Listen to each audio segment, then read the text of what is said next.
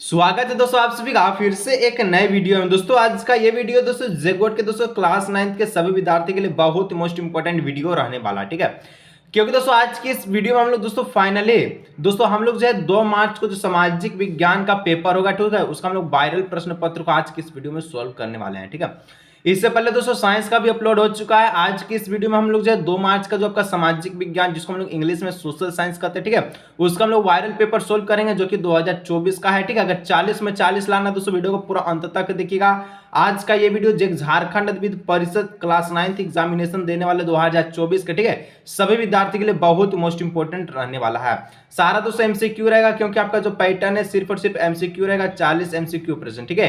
तो सारा प्रश्न हम लोग सोल्व करेंगे, आप वीडियो को अंत तक देखिएगा। सामाजिक विज्ञान का पेपर रहने वाला है, सोशल साइंस का समय आपको जो है 1 घंटा दिया जाएगा, ठीक है, और पूर्णांक इसका जो फुल नंबर 40 नंबर का रहने वाला है। तो चलिए बिना देरी के वीडियो को शुरू करते हैं। आप 2 मार्च के पेपर में तहलका मचा दीजिएगा, ठीक है। जितना सारा दोस्तों को जरूर से जरूर शेयर कीजिएगा और दोस्तों चैनल पर पहली बार आए सब्सक्राइब कर लीजिएगा ताकि आपको हिंदी, इंग्लिश और मैथ का भी वीडियो मिल सके, ठीक है। तो चलिए बिना देरी के वीडियो को शुरू करते हैं। तो चलिए दोस्तों फाइनली वीडियो को शुरू करते हैं। दोस्तों एक एक प्रश्न को देखिएगा। अगर क्लास 9th के विद्यार्थी हैं, ठीक है, और 2 मार्च में, ठीक है, सामाजिक विज्ञान के पेपर में तहलका मचाना, वीडियो को अंत तक देखिएगा। सबसे पहले दोस्तों सही विकल्प का चुनाव करें, चूज द करेक्ट ऑप्शन, ठीक है। सबसे दोस्तों पहला प्रश्न पूछा गया कि टाउन हॉल के सामने कितने लोग इकट्ठे हुए थे, ठीक है, जिन्होंने जल सेना के गठन का निर्णय किया था। टाउन हॉल के सामने दोस्तों कितना लोग एकजुट हुआ था जिसने दोस्तों जल सेना का गठन करने का निर्णय किया, ठीक है। तो टोटल कितना लोग था, तो टोटल दोस्तों 7000 लोग था, ठीक है, 7000, यानी इसका ऑप्शन नंबर 3 इसका करेक्ट आंसर, ठीक है। चलिए 2 नंबर दोस्तों आपसे पूछा है मेनर क्या था, ठीक है। मेनर क्या है दोस्तों, तो मेनर क्या है, तो मेनर एक प्रकार का क्या होता है, तो एस्टेट होता है, ठीक है। ऑप्शन नंबर 3 इसका हो जाएगा करेक्ट आंसर, ठीक है। चलिए आगे बढ़ते तो 3 नंबर आपसे पूछा कि रूसी शासक, ठीक है, जार निकोलस द्वितीय ने कब त्यागपत्र दिया। रूसी शासक दोस्तों जार निकोलस द्वितीय ने कब त्यागपत्र दे दिया, ठीक है, अपना सत्ता से हटने के लिए। तो 3 का जो करेक्ट आंसर है वो हो जाएगा 2 मार्च 1917, ऑप्शन नंबर 3 ही, ठीक है। चलिए आगे बढ़ते इसी तरह और भी हम लोग नेक्स्ट 4 नंबर प्रश्न की ओर। जितना सारा दोस्तों को जरूर शेयर कीजिएगा दोस्तों, ये झारखंड बोर्ड का खुद का ऑफिशियल क्वेश्चन है, ठीक है। 4 नंबर कहता है कुल्लक से आप क्या समझते हैं, ठीक है, कुल्लक क्या होता है, कुल्लक से क्या समझते हैं। तो कुल्लक दोस्तों एक प्रकार का क्या है, तो ये आपका किसानों की अच्छी हालत को हम लोग कुल्लक कहते हैं, ठीक है। चलिए 5 नंबर दोस्तों कहता है नाजी मुथ लीग की स्थापना कब हुई, ठीक है। नाजी मुथ लीग की स्थापना दोस्तों कब हुआ है, तो ये आपका हुआ था 1922 ईस्वी, यानी ऑप्शन नंबर 3 हो जाएगा 1922 ईस्वी, ठीक है। चलिए आगे बढ़ते तो 6 नंबर दोस्तों आपसे कहता है इवेक्लूशन, ठीक है, इवेक्लुएशन से नाजियों का क्या तात्पर्य था, ठीक है। तो इवेक्लुएशन से नाजियों का तात्पर्य जो था वो था आप सभी का कि गैस चैम्बरों में मृत्यु, ठीक है, गैस चैम्बरों में मृत्यु, इसका जो करेक्ट आंसर हो जाएगा 6 का ऑप्शन नंबर 1। चलिए 7 नंबर दोस्तों आपसे पूछा है जर्मन मुद्रा को क्या कहते हैं। जैसे भारत का मुद्रा को हम लोग रुपया कहते हैं, ठीक है, रुपया, उसी प्रकार से जर्मन का जो पैसा होता है, ठीक है, उसको हम लोग क्या कहते हैं, तो जर्मन का पैसा का जो नाम है उसको हम लोग मार्क कहते हैं, यानी ऑप्शन नंबर 3 हो जाएगा, ठीक है। आगे बढ़ते जितना प्रश्न बता रहे हैं सभी को देखिए, जितना सारा दोस्तों को जरूर सेट कीजिए, एग्जाम में तहलका मचा दीजिए। चलिए 8 नंबर दोस्तों आपसे प्रश्न पूछा है भारतीय वन जीव जो है कानून कब पारित हुआ, ठीक है। भारतीय वन जीव कानून कब पारित हुआ ये आपसे पूछा है, तो इसका जो करेक्ट आंसर क्या हो जाएगा, तो 8 का जो हो जाएगा ऑप्शन नंबर 2 1865 ईस्वी में भारतीय वन जीव कानून पारित हुआ था, ठीक है। आगे दोस्तों बढ़ते हैं तो 9 नंबर का प्रश्न बोला है कि स्लीपर कहाँ लगते हैं, ठीक है, जिस पर यात्री यात्रा करते हैं। तो स्लीपर दोस्तों कहाँ लगता है, रेल के डिब्बे में, ठीक है, रेल के इंजन में कि रेल की पटरी पर। तो स्लीपर रेल की पटरी पर लगता है तभी तो आप जो है यात्रा कर सकते हैं, यानी ऑप्शन नंबर 3 हो जाएगा, ठीक है। रिजर्वेशन बोगी कहाँ लगता है, तो रेल की पटरी पर ही लगता है, क्योंकि ट्रेन का बोगी कहाँ रहता है, रेल की पटरी पर। चलिए 10 नंबर भारत में चलवासी चरवाहे अपने साथ निम्न में से कौन से जानवर को घुमाते थे, ठीक है, घूमते थे। यानी कि भारत में जो चलवासी चरवाहे था, ठीक है, अपने साथ निम्न में से जानवर के साथ घूमते थे। कौन से जानवर के साथ घूमता था, तो 10 का हो जाएगा ऑप्शन नंबर 3 भेड़ और बकरियों के साथ, ठीक है, भेड़ तथा बकरियां। चलिए 11 नंबर का था दोस्तों धार क्या होता, तो धार क्या होता है, तो ये धार एक प्रकार का क्या है, तो ये आपका उच्च पर्वत में चारागाह को धार कहते हैं, ठीक है। चारागाह को क्या कहते हैं, धार, उच्च पर्वत पे जो भी चारागाह होता है, ठीक है, उसको हम लोग धार कहते हैं, जो पशु लोग खाता है। चलिए आगे दोस्तों नेक्स्ट हम लोग बढ़ते हैं तो 12 नंबर किस देश में सबसे पहले कृषि क्रांति हुआ। किसान को लेकर सबसे पहला युद्ध कहाँ हुआ है, ठीक है, कौन से देश में, ठीक है। देखिए भारत भी है, इटली भी है, फ्रांस भी है और आपका इंग्लैंड भी है। तो 12 का जो करेक्ट आंसर है वो हो जाएगा ऑप्शन नंबर 4, इंग्लैंड में सबसे पहले क्रांति हुआ, कृषि आंदोलन कहाँ हुआ सबसे पहले, तो इंग्लैंड में हुआ। 13 नंबर का तो 1930 के दशक में, ठीक है, यूएसए में क्या चलना जो है शुरू हो गया। तो 1930 के दशक में दोस्तों यूएसए में क्या चलना शुरू हो गया, ठीक है, हवाएं, मिट्टी भरी आंधी, तूफान या फिर कुछ नहीं। तो 13 में जो करेक्ट आंसर है मिट्टी भरी आंधी जो है यूएसए में 1930 के दशक में पूरा भारी भरकम आंधी चलना शुरू हो गया, ठीक है।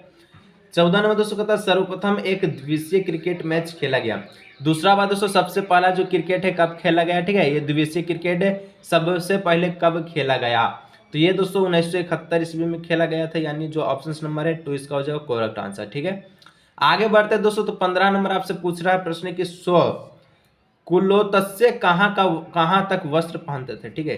कुलोत्स्य कहाँ तक वस्त्र पहनते थे, पैर के अंगूठी तक, ठीक है, एड़ी तक या फिर घुटने तक या फिर टनमे में से इनमें से कोई नहीं, ठीक है। तो यहाँ पर दोस्तों देखिए जो 15 का जो करेक्ट आंसर है वो हो जाएगा ऑप्शन नंबर 3, ठीक है, घुटने तक पहनते थे अपना जो वस्त्र, ठीक है, कपड़ा को। चलिए 16 नंबर कहता है मनोक जी कोवासजी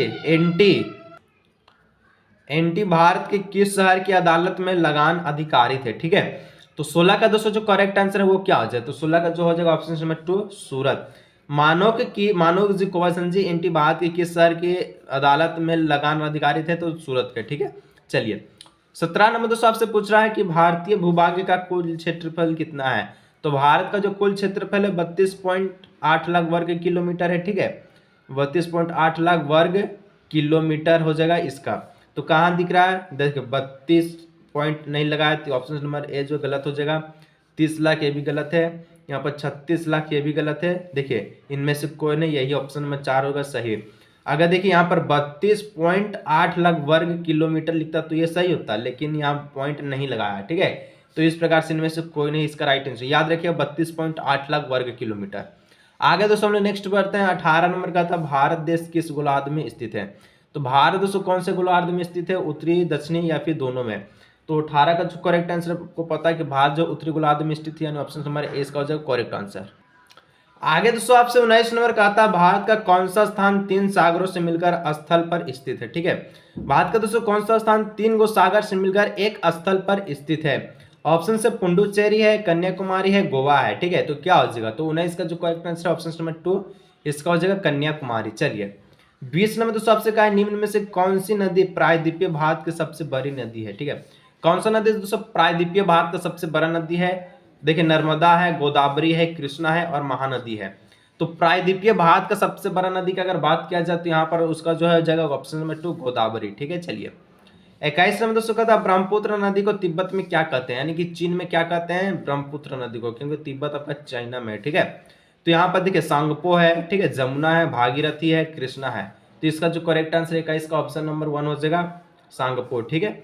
आगे दोस्तों हम नेक्स्ट बढ़ते हैं। तो 22 नंबर का प्रश्न कहता है कि किस स्थान पर विश्व में सबसे अधिक वर्षा होती है। सबसे ज्यादा वर्षा कहाँ होता है, सिलचर में, चेरापूंजी में, मानसीरम में या फिर गुवाहाटी में। तो देखिए 22 का जो करेक्ट आंसर है वो हो जाएगा ऑप्शन नंबर 3, ठीक है।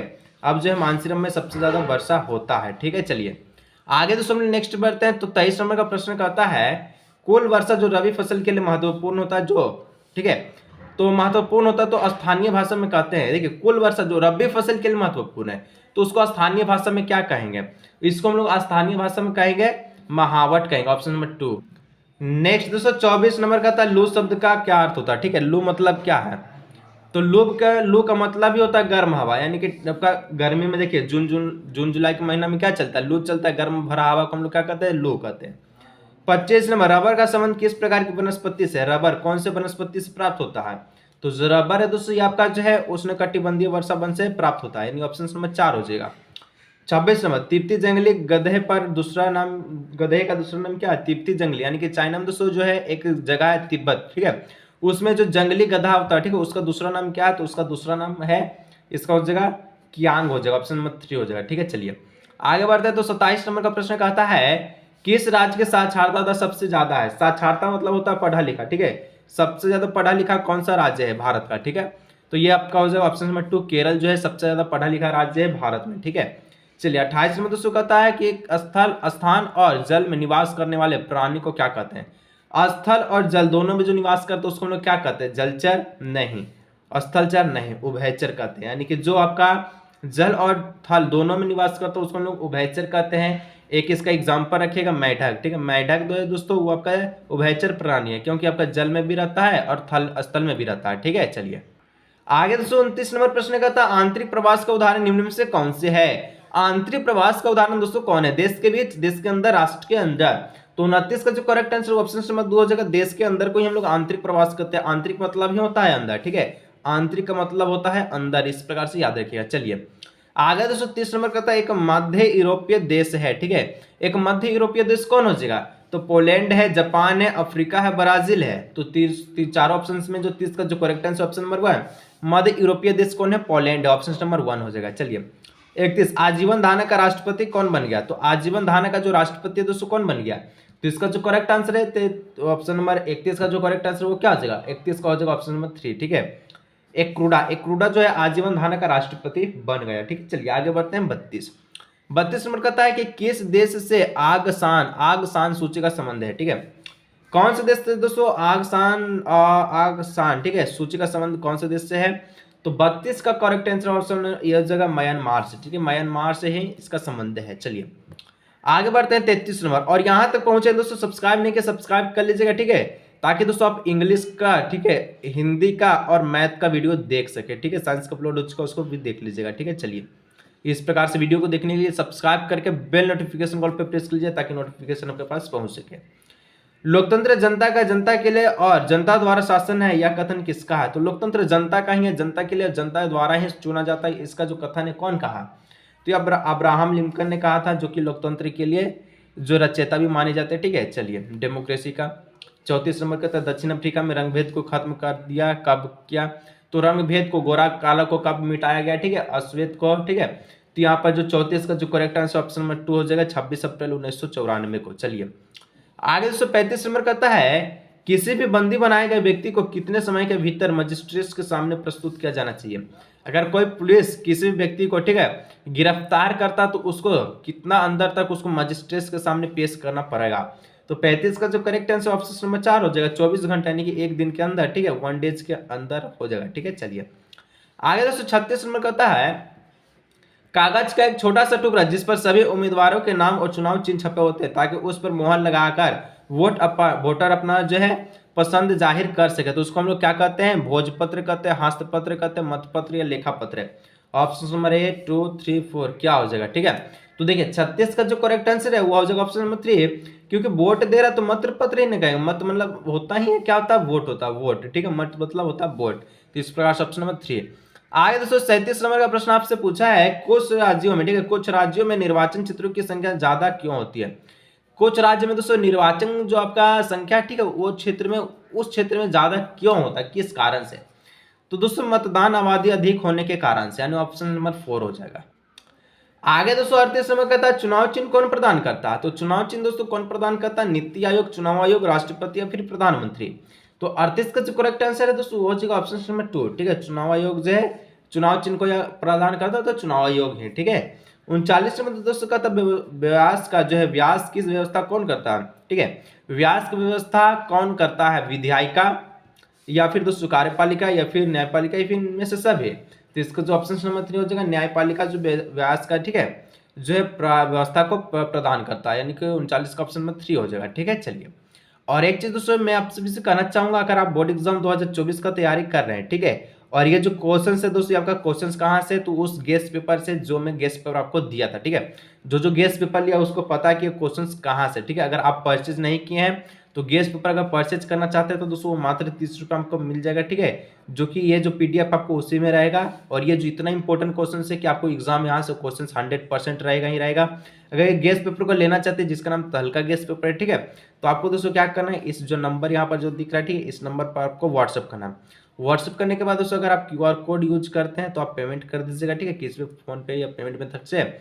उसके बाद दोस्तों आपको जो गेस्ट पेपर व्हाट्सएप पर ऑनलाइन मिल जाएगा, ठीक है। अगर आप चाहते हैं तो करिएगा जरूर। चलिए 40 नंबर अंतिम प्रश्न, राष्ट्रपति का कार्यकाल, ठीक है, निम्न में से कितने वर्षों तक होता है? तो 40 का ऑप्शन नंबर 4 हो जाएगा 5 वर्षों के लिए। तो दोस्तों आज का ये वीडियो दोस्तों हम लोग यहीं रखते हैं, मिलते हैं नेक्स्ट वीडियो में।